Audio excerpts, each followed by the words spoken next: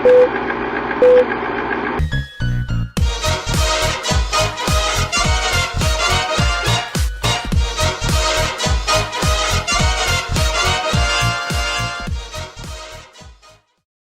guys, welcome to Voiceover Me. I'm going to be telling you all about a little story today. Story time, yes, it'll be fun. So today I wanted to tell you all about the story time of when me and my family went up to the Colorado mountains of Colorado Springs for my 18th birthday.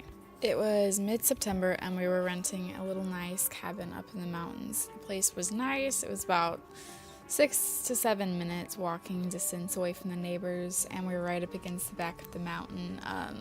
It was still in the mountains, but it was like the cabin was up against the forest. We didn't spend too much time in the cabin, only in the mornings before we left and at night when we got back from the day's activities while we were winding down before bed. I had gotten sick midway into the trip. Everyone had been passing around this cold since the time we left for Colorado. At the time, we had been living in Missouri, so we drove all in the same car, and then when we left for Colorado, my mom had a cold that she gave to my dad. He gave to my older sister, and then eventually I got it. No matter how hard I tried to avoid it, it was coming for me. One of the nights right before I got the cold, about 4 days into the trip, I had decided that in order to try not to catch the cold from my sister, I would sleep in the living room away from everyone. So I grabbed some blankets and waddled my way into the living room. There I threw the blankets on the couch and went into the kitchen to get myself a glass of water before I went to bed. It's important to note that the kitchen, the living room, and the dining room were all connected. The floor plan was very open, so to be basically one giant room. Another thing to note is that the couch was facing the window. It was a large window that overlooked the porch and the wilderness and the outside area. There was also a thin window kind of high up next to the back door. However, there were absolutely no shades on any of these windows, not a single one. In the bedroom, there were some opening and closing blinds, but in the main areas of the house, not a single shade. As I was getting ready for bed, I could hear animals outside. We were in the forest after all, but these sounds sounded like quite unusually big animals. On the first day checking in, however, the woman said that there were bears on the property, and if we heard anything, that's probably what it was. So I blew it off as it was probably just the bears. I went and I laid down on the couch and I tried to get some sleep, but the sounds outside were starting to get to me, and I felt like something was watching me. This wasn't a new feeling, however. I had felt this feeling earlier that night as I was typing on the computer at the dining room table. I made a remark to my dad that I wish there was curtains in this place. We both agreed but didn't continue that conversation.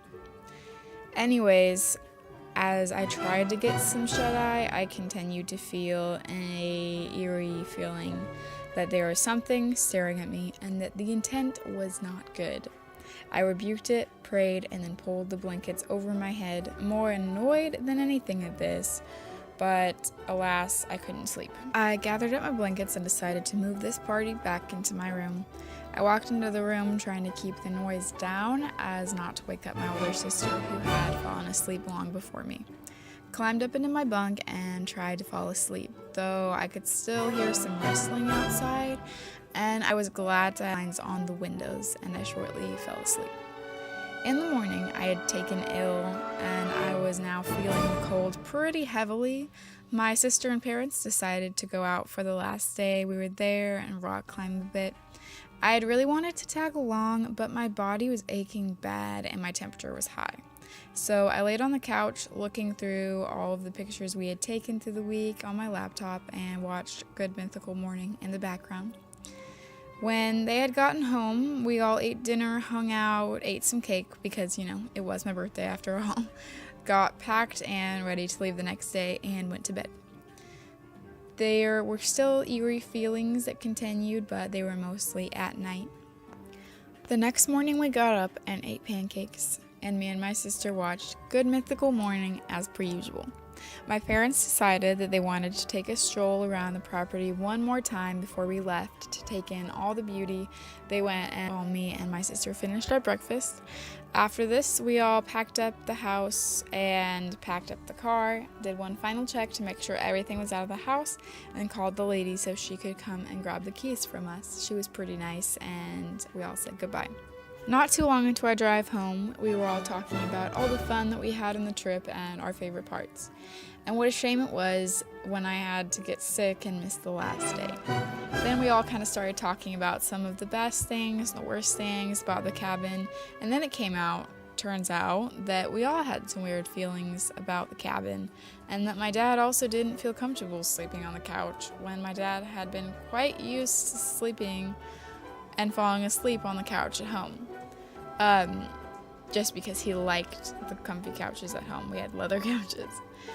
Not to say that the cabin didn't have comfy couches, because they did. They were very nice. They were leather ones also. That morning, the morning we had left, when my parents were walking around outside, they had noticed something odd. Right outside the window that overlooked the dining room, there was a massive footprint, not that of a bear either. More human than that, a footprint probably about 1.5 feet long and indented about 1.5 inches deep.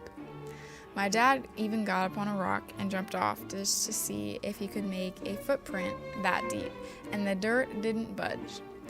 What could be this big to make such a deep impression in the dirt? What do you think? Leave a comment below and let me know if you've experienced anything like this. Sorry if this was a bit creepier than you expected. Without a word of a lie, this story is 100% true. I hope you enjoy it, and please continue watching for more videos like this.